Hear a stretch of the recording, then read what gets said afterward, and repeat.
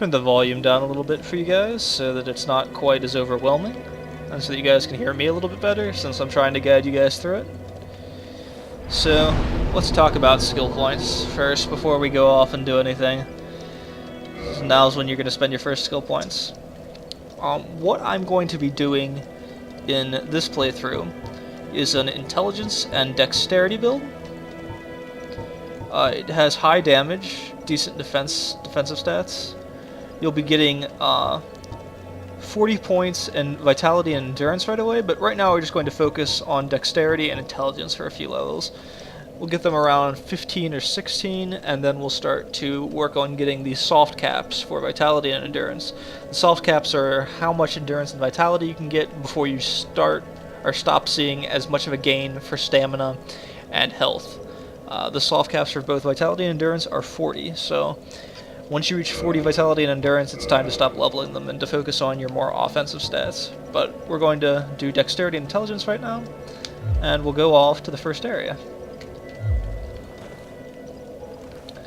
Okay. So, some people train on... There's a little catacomb down here with skeletons. Some people train on those skeletons before they go off to the first area to get some experience points. They don't give that many experience points, and while I used to be a big, believer in training on those skeletons before moving on, I just kind of go to the first area now, so I think that's what we'll do on this playthrough, is just go to the first area.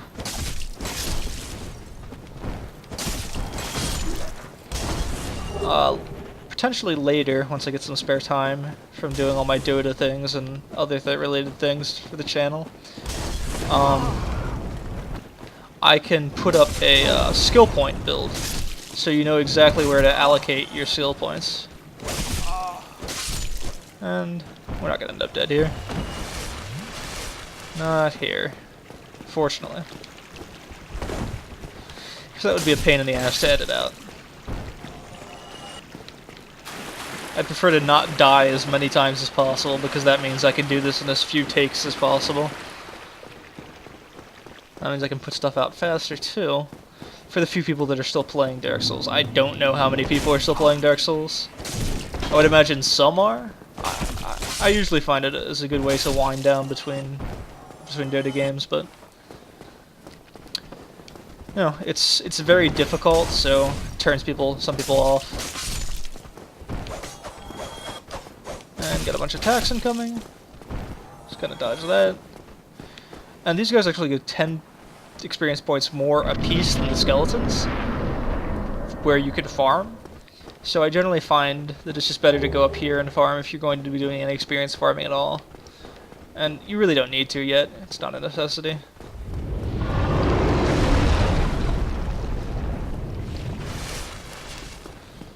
Alright. So we have another bonfire coming up, so we gotta clear the area first. We don't have to. You can just activate the bonfire, but free experience points are free experience points. I generally just clear the area, kill these bad guys, and then move on. So here's the second bonfire in the game. Now you'll notice that this bonfire doesn't fill my Estus flasks up to 10. It would fill my Estus flasks up to 7. Your flasks are important because they're what heal you. They're your healing potions in this game.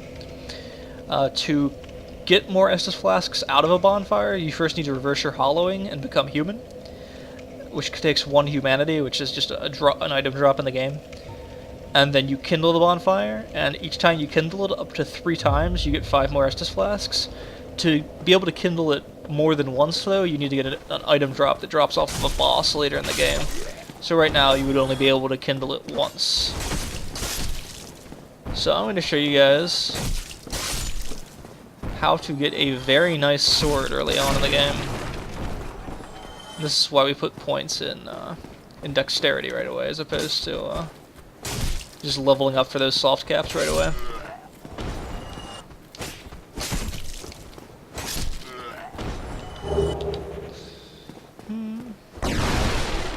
Break up these crates, go down here.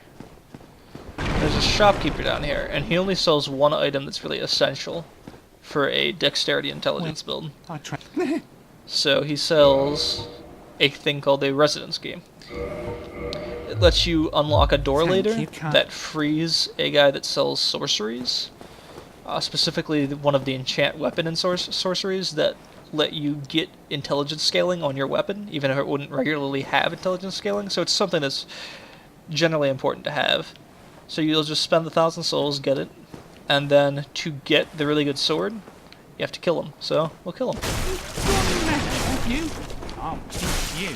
I mean, he seems like a nice guy. I kind of feel bad doing it, but he shouldn't have had such a good sword, I guess. I don't think that's really fair logic. So right now I can't use it effectively.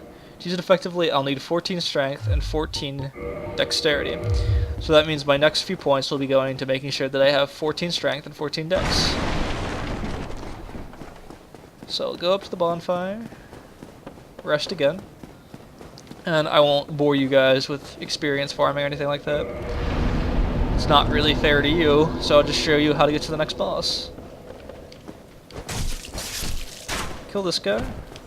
Kill this guy. It is important to kill the guys behind you that notice you, because they will just follow you until you use another bonfire or go through a step through the white light, like I did earlier a couple times. They can't follow through the white light, but they will follow you until you either use a bonfire or use the white light. So here's another guy. Kill him.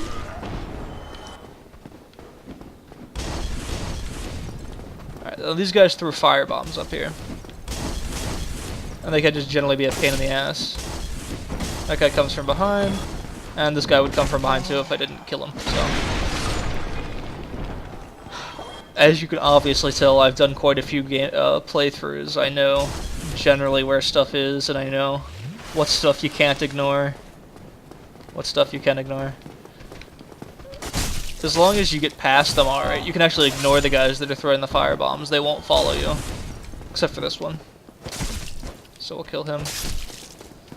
But the little undead skeleton bros, they're not skeletons, they're undead, there's a difference. The undead up there that throw the fire bombs, you can just ignore them.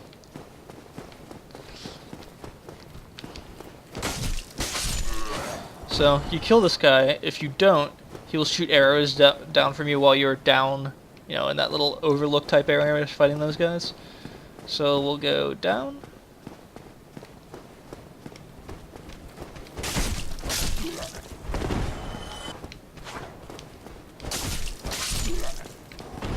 And oh, not quite. It's a good thing to two-hand your weapon here, because the guys with the shields, it can stagger them if you're two-handing your weapon, so they can't block as many of your attacks, and once they're staggered, you can get in for the kill. Now, up here is a Black Knight. He has a chance to drop a Black Knight weapon, which will make your playthrough really, really easy if he happens to drop one. Since this is a guide, I won't use it whether or not he does drop one, because it's just random chance.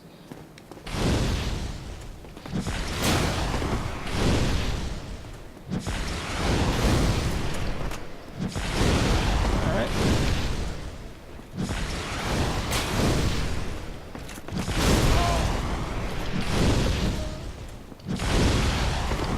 Okay.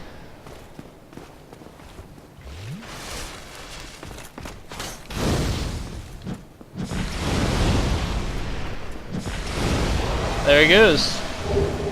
So I did get a Black Knight sword. What you can do now, if you did get one of them, is just grind souls here by killing these guys until your stats are high enough to use it.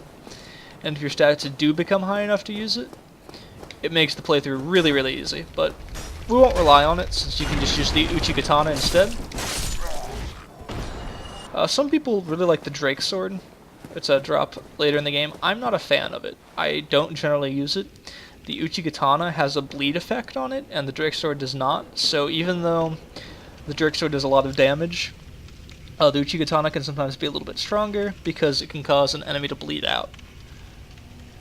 So if you open this door with your master key, we'll be going down here later. I'll do a separate video for it, but essentially there's a little miniature mini-boss down here, and he drops a ring that increases your equipment load by 50%.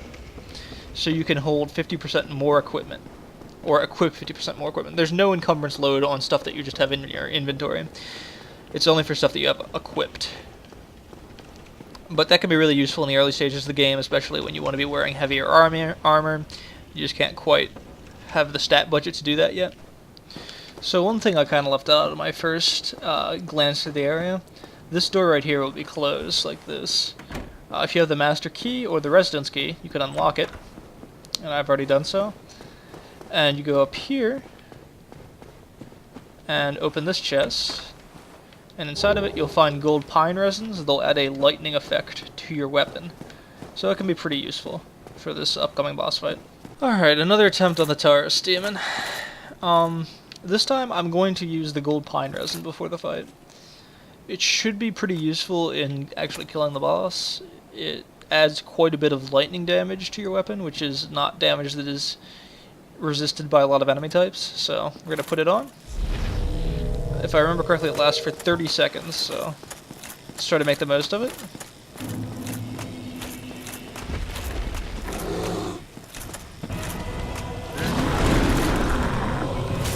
See there, it does as much damage as a fireball would do.